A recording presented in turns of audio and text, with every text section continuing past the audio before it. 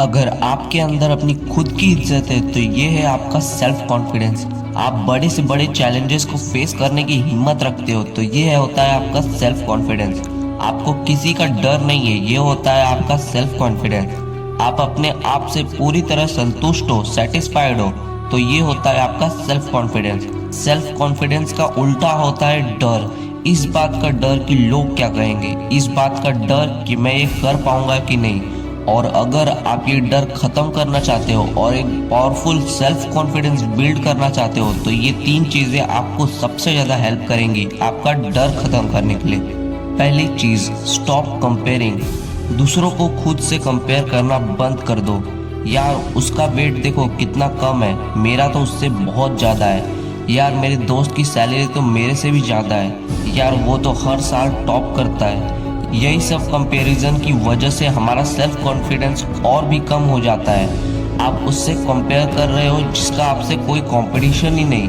जरा सोचो कि आपका दोस्त हमेशा टॉप करता है और आप हमेशा टॉप 10 में भी नहीं आते, और बहुत मेहनत करने के बाद आप कैसे भी करके टॉप 2 में आ गए। तो इसमें आपको क्या करना चाहिए, खुश होना चाहिए या दुखी? क्योंकि आप 10वें नंबर से सीधा दूसरे नंबर पर आए हो। आपने अपने कल से और बेहतर किया। आपका आज आपके कल वाले आपसे बहुत बेहतर है, तो क्या इसमें आपको दुखी होना चाहिए? आप सोच रहे हो कि आपकी दोस्त की सैलरी आपसे ज़्यादा है और समझ लो आपकी सैलरी आपके दोस्त की इतनी हो भी गई तो आपको सेटिस्फैक्शन नहीं मिलेगा, क्योंकि आपका कंपटीशन किसी न किसी से तो चलता ही रहेगा। पर आपका कंपटीशन अपने आप से है, किसी और से नहीं। अगर आप एक साल पहले जिस लेवल पे थे उस लेवल से आज थोड़ा भी इम्प्रूव किए हो तब आप सही डायरेक्शन में हो। आपको बस ये सोचना है कि क्या आप अपने कल से बेहतर हो। अगर आप ये सोचते हो कि आप अपने कल वाले आपसे बेहतर हो तो आपका सेल्फ कॉन्फिडेंस हमेशा ऊपर ही रहेगा। दूसरी चीज़, सेलिब्रेट योर स्मॉल अचीवमेंट्स। जब भी आपको किसी चीज़ का डर लगे, अगर कोई चीज़ बहुत मुश्किल लगने लगे, तो उस समय अपना सेल्फ कॉन्फिडेंस बढ़ाने के लिए ये एक चीज़ ज़रूर करना, क्योंकि इससे आपको एक अलग लेवल का मोटिवेशन मिलेगा।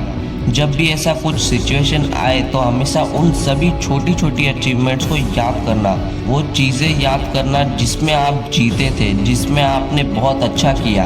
उस एग्ज़ाम में मैंने सिर्फ एक दिन पढ़ा और बहुत अच्छे मार्क्स स्कोर किए। उस दिन मैंने बहुत एफर्ट लगाकर 50 पुशअप्स मारे। उस दिन मेरे अच्छे काम की वजह से मेरे बॉस ने मेरी तारीफ की।